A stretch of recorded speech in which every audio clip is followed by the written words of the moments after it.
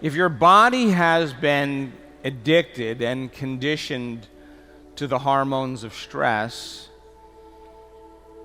when you're living in stress and when you're living in survival, it's not a time to open your heart. Why would you be vulnerable if you're in survival?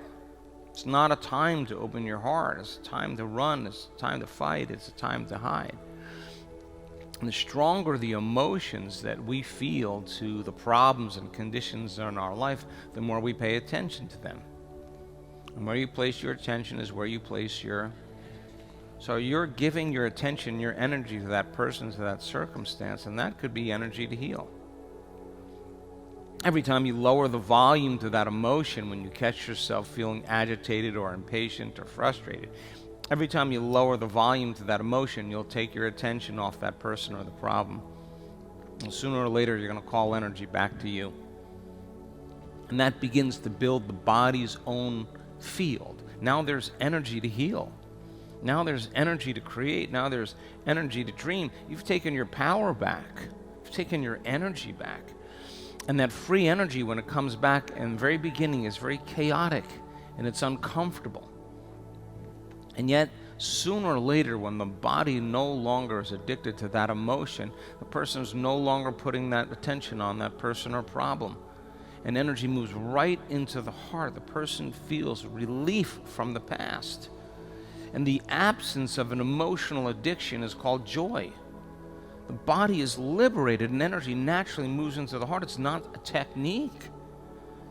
A person just genuinely starts feeling appreciation, joy, a love for life, a joy for existence, grateful for no reason at all.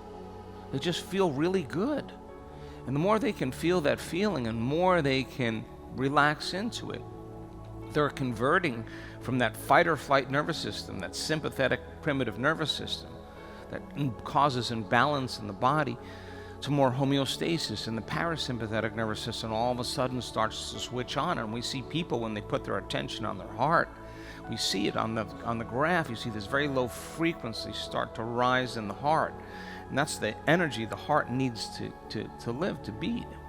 And so all of a sudden you're giving your heart energy, you're giving it life.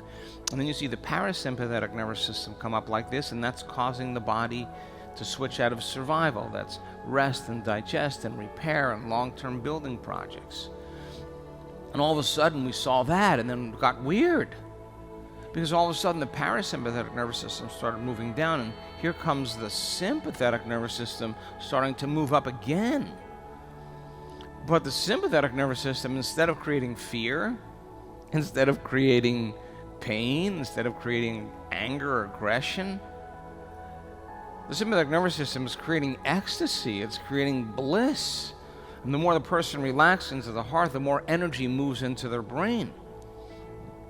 And remember those different brain waves that you had no idea that I was talking about last night? Delta is deep sleep. And some people, their brain is in a slow, very coherent level of delta.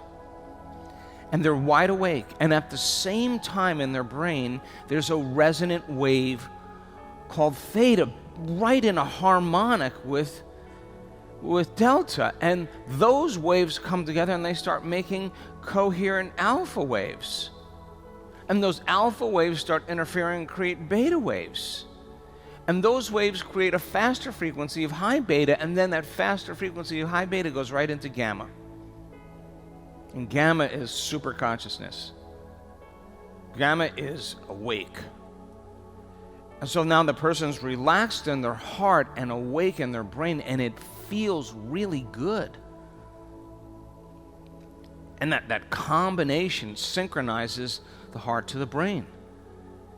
And we're going to practice doing that because we want to get the creative center awakened in you. The heart is the creative center. Remember I said last night, it's the union of polarities, dualities, where opposites come together. This is where wholeness begins. This is where love begins. We start moving towards the divine when we open this center.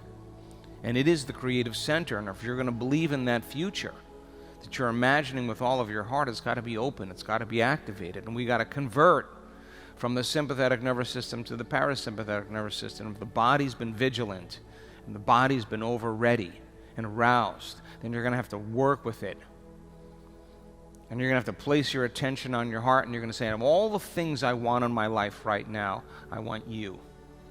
I want to put my attention there to give you my energy. Just like a flower, sooner or later it's going to bloom, and I'm just going to hold my attention on it.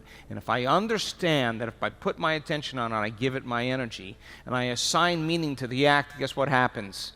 It works even better.